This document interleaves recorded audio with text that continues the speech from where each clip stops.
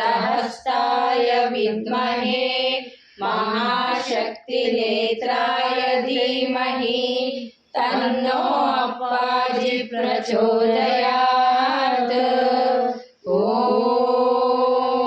सुवर्णवृष्टिं कुरु मे गृहे श्रीः सुधान्यवृद्धिं कुरु मे गृहे श्रीः कल्याणवृद्धिं कुरु मे गृहे श्रीः विभूतिवृद्धिं कुरु मे गृहे श्रीः सुवर्णवृष्टिं कुरु मे गृहे श्रीः सुधान्यवृद्धिं कुरु मे गृहे श्रीः कल्याणवृद्धिं कुरु मे गृहे श्रीः विभूतिवृद्धिं कुरु मे गृहे श्रीः अम्मा सुवर्णवृष्टिं कुरु मे गृहे श्रीः सुधान्यवृद्धिं कुरु मे गृहे श्रीः कल्याणवृद्धिं कुरु मे गृहे श्रीः विभूतिवृद्धिं कुरु मे गृहे श्रीः लोका समस्ता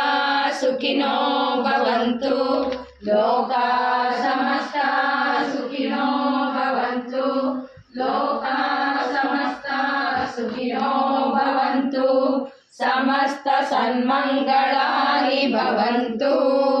ॐ शान्ति शान्ति शान्तिः। हरिः ॐ तत्सत्। सर्वं श्री जगदम्बार्पणमस्तु।